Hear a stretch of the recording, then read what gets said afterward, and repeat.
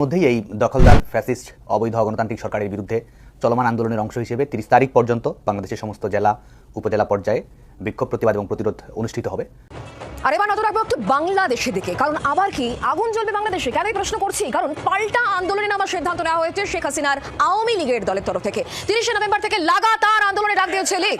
তত্ত্বাবধায়ক সরকারের উপদেষ্টা মোহাম্মদ ইউনূসের পদত্যাগের দাবিতে সর্বাত্মক আন্দোলনে নামছে এই মুহূর্তে তারা। দর্শক, আন্তর্জাতিক অপরাধ ট্রাইব্যুনালে শেখ হাসিনার যে ফাঁসির আদেশ আমরা দেখেছি গত 17 নভেম্বর, 16-17 দুই দিন শাটডাউন ডেকেছিল আওয়ামী লীগ। তার আগে 13 তারিখে আমরা দেখেছি লকডাউন ডেকেছিল।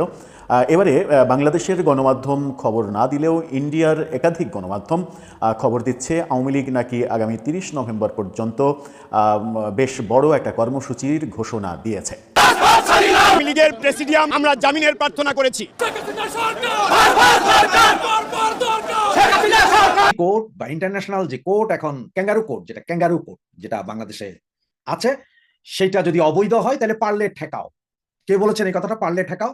সেটা বলেছেন আমাদের পান্না স্যার। প্রিয় দর্শক, নতুন একটি নিউজে আপনাকে স্বাগতম।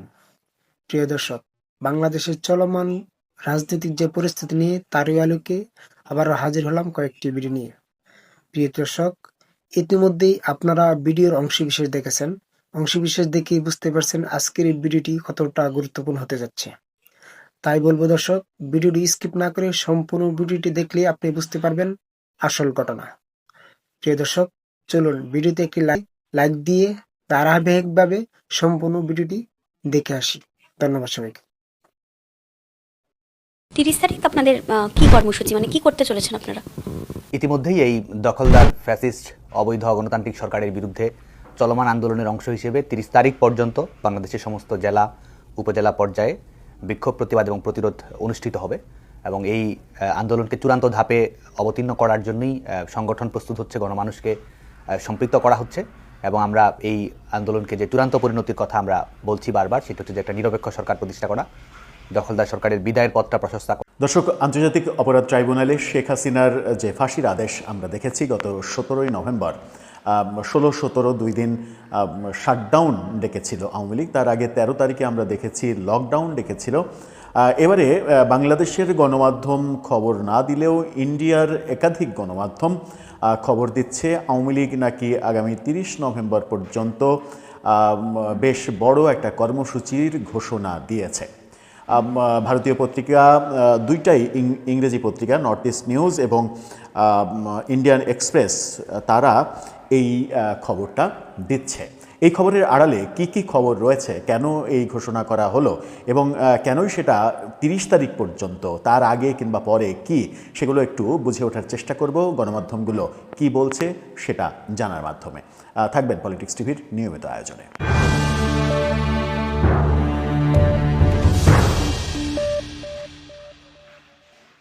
দর্শক, বলছিলাম ভারতীয় একাধিক গণমাধ্যমে বলা হচ্ছে আওয়ামী লীগ আগামী 30 নভেম্বর পর্যন্ত সারা দেশে ব্যাপক কর্মসূচির ঘোষণা দিয়েছে।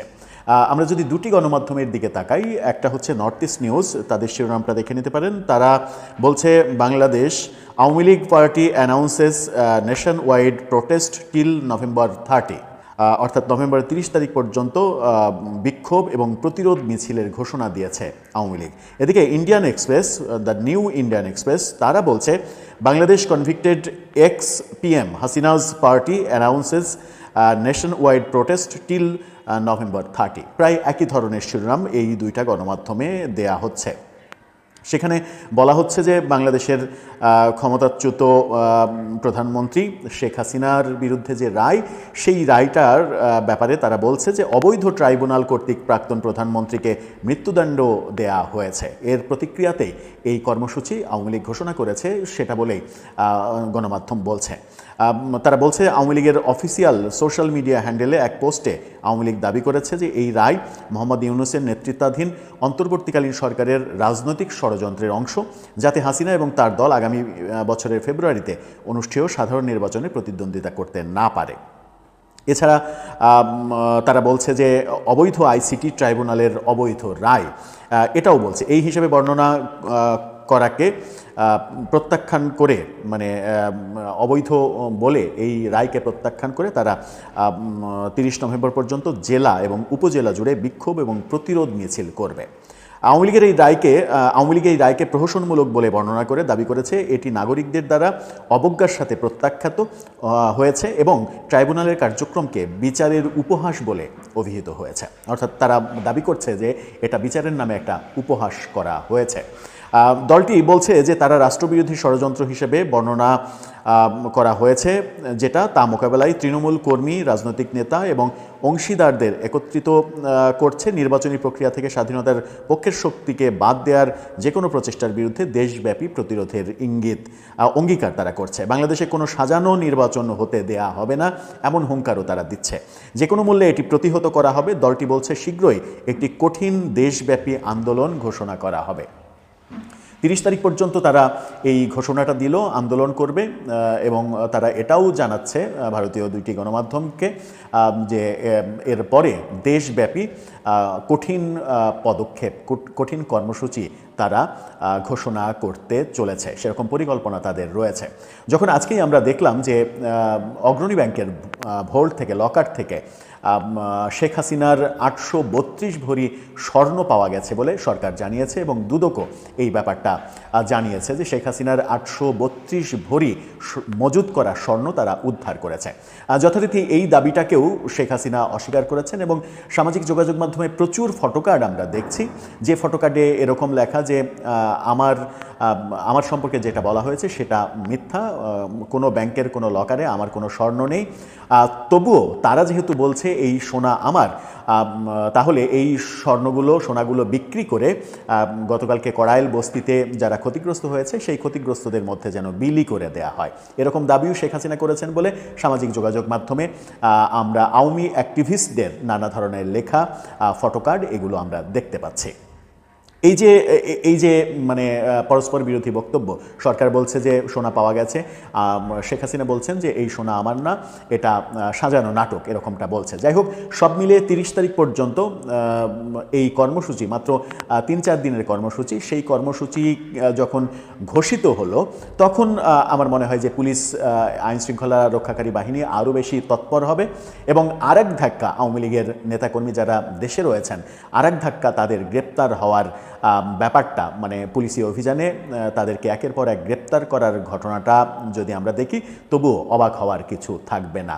দর্শক, আপনার কি মনে হয় 30 তারিখ পর্যন্ত যে এই যে মিছিল, বিক্ষোভ, সমাবেশ এগুলো করার ঘোষণা দিয়েছে এবং এরাও বলছে যে দেশব্যাপী আরও বড় কর্মসূচি তারা ঘোষণা করবে, এই প্রেক্ষাপটে আপনার কি মনে হয় আওয়ামী লীগের এখন যে রাজনীতির অবস্থা, তাতে করে এই ধরনের ঘোষণা কার্যকর করার মতো অবস্থা তাদের রয়েছে? ঘোষণা কার্যকর তারা করতে পারবে, নাকি এটা রাজনৈতিক কৌশল, এইভাবে রাজনীতিকে জীবিত রাখার একটা কৌশল তারা গ্রহণ করেছে? আর যদি কর্মসূচি পালন করতে যায় আওয়ামী লীগ, তাহলে সরকার কি ভূমিকা পালন করবে? আবারও কি ব্যাপক মারধর, গ্রেপ্তার, জেলে ভরা এই ব্যাপারগুলো আসবে এবং মানে মিডিয়াতেও সেরকম খবর কি প্রচারিত হবে? উপদেষ্টা পরিষদের বিশেষ সভা আবারও ডাকা হবে, কিংবা রাজনৈতিক দলগুলোকে আবারও ডেকে এনে বলা হবে যে আওয়ামী লীগ ফেরার চেষ্টা করছে, আপনাদের মধ্যে ঐক্য দরকার, আপনারা বিভেদ।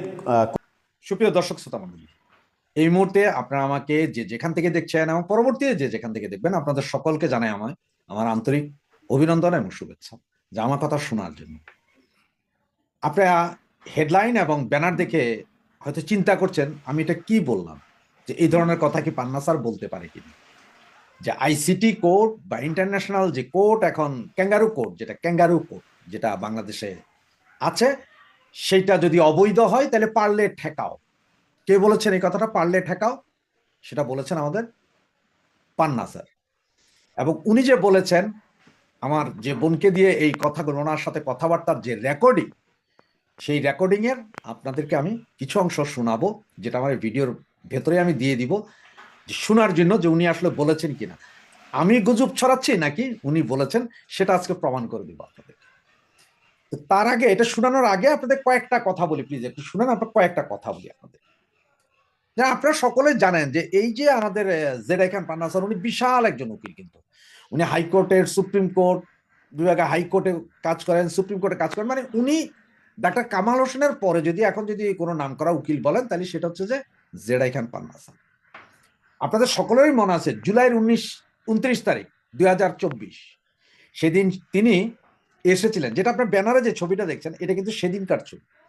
সেদিন তিনি বলেছিলেন যে উনি একটা রিট করেছেন যে পুলিশকে গুলি করতে নিষেধ করার জন্য আদালতকে রিট করেছেন, আদালত যাতে একটা আদেশ দেয়, কিন্তু আদালতও জানতো যে এই আদেশ আদালত দিতে পারে না, এবং উনি একজন এত বড় আইনজীবী হয়ে উনি জানে যে এই আদেশ দেওয়া যায় না। তার কারণ হচ্ছে যে এখন আপনারা যদি দেখেন যে পুলিশ কমিশনার, ডিএমপি, তারপর সিএমপি পুলিশ কমিশনার কি বলেছিলেন মনে আছে, যে যে কেউ গাড়ি জ্বালাইতে আসলে, বাড়ি জ্বালাইতে আসলে, মপ করতে আসলে সরাসরি ব্রাশ ফায়ার করে দাও বলেছিল। পরে তারা সেটার কি যুক্তি দিয়েছে?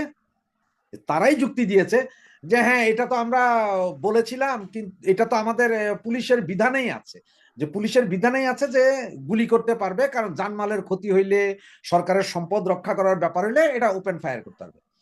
তাইলে এই 29 তারিখ মানে গত বছরের জুলাইয়ের 29 তারিখ, 25 তারিখ থেকে যদি আপনারা দেখেন, 25 তারিখ থেকে প্রথম শুরু হয় জ্বালাও পোড়াও, বিটিভি ভবন, তারপরে আপনার সেতু ভবন, পুলিশের থানা আক্রমণ, পুলিশকে মাইরা লটকায় দেওয়া, এগুলো সব কিন্তু তখন শুরু হয়েছে। উনি কার স্বার্থে পুলিশের যাতে গুলি করতে না পারে সে বিষয়ে বলেছিলেন। জানমাল রক্ষা করতে হলে পুলিশ গুলি চালাবে, সন্ত্রাসীদের এটা নর্মাল, পুলিশের বিধানেই আছে। সম্পূর্ণ ভিডিওটি দেখার জন্য আপনাকে ধন্যবাদ। প্রিয় দর্শক, যারা নিয়মিত এমন আপডেট খবর পেতে চান চ্যানেলটি সাবস্ক্রাইব করবেন, আর যারা অলরেডি সাবস্ক্রাইব করেছেন তাদেরকে অসংখ্য ধন্যবাদ।